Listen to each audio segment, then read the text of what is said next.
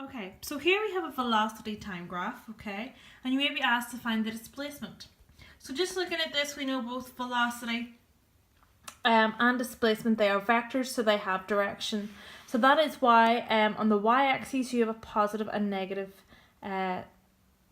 values, okay? So the first part of the graph, you're looking at your positive velocity. So if you have positive velocity, you're going to have positive displacement. The second part of the graph, where it goes beneath and goes into the negative values, that is your negative velocity. So where you have negative velocity, you're going to have negative displacement.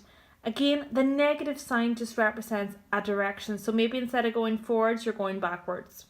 So to find the total displacement, so the whole graph lasts, hopefully you can see that, 15 seconds, find the total displacement. So what you have to do is you have to remember that displacement is equal to the area under the velocity time graph.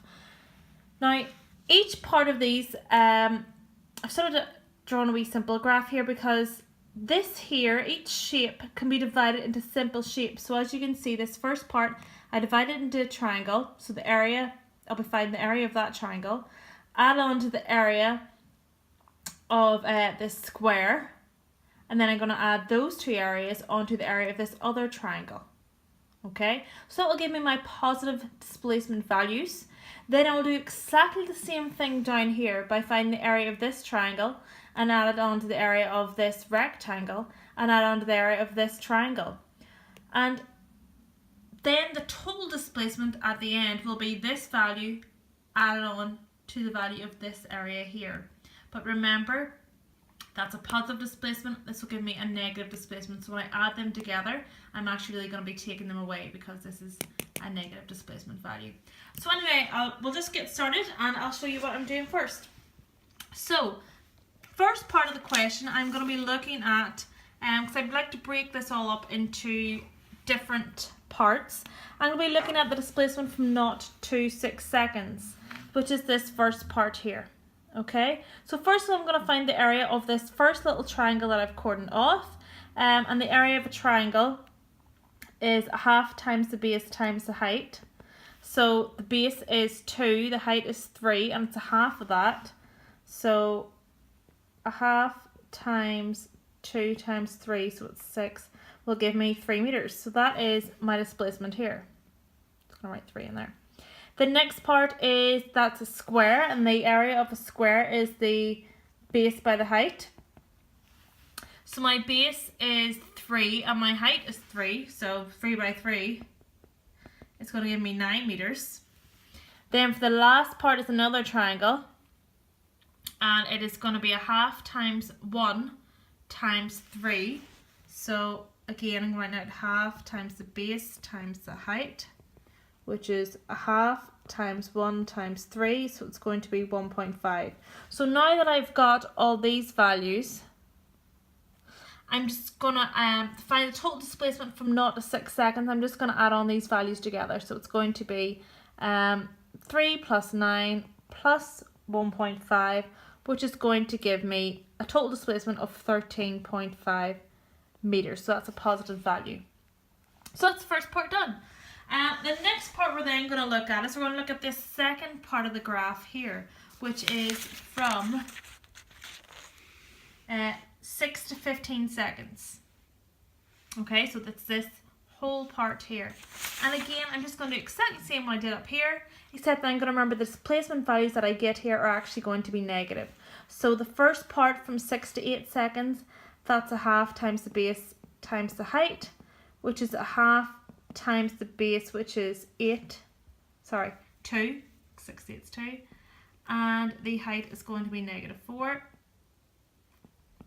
So it is 4 times 2 times that, so it's going to be -4 meters. Then this next bit here is a rectangle, so we have 5 times 4, so base times height is equal to a time of 5, remember time cannot be negative, and a velocity of -4, so that equals to -20 meters. Then we're going to look at this -4, -20, this area under this last triangle, so it's 2 times -4, half of that, and that's going to give me, you know, your -4 again. It's just the same bit up here. I'll just write this down just so we know. A half times the base times the height. A half times 2 times -4 is going to give me -4. So when I add these values together, my total displacement here is going to be -28 meters, and that is just showing me that it is the distance I have travelled in what direction. Okay. Then to find the total displacement overall, I've just written this. It is the displacement from 0 to 6 seconds plus the displacement from 6 to 15 seconds. So the time values are in the brackets here. So I'm just going to take my answers for each part and add them together. So from 0 to 6 seconds, my displacement was a positive 13.5. And my displacement from 6 to 15 is -28. So -28 meters. So 13.5 plus -28. So this here, these are going to cancel out and become minus. 13.5 take away 28 is going to give me negative 13.5.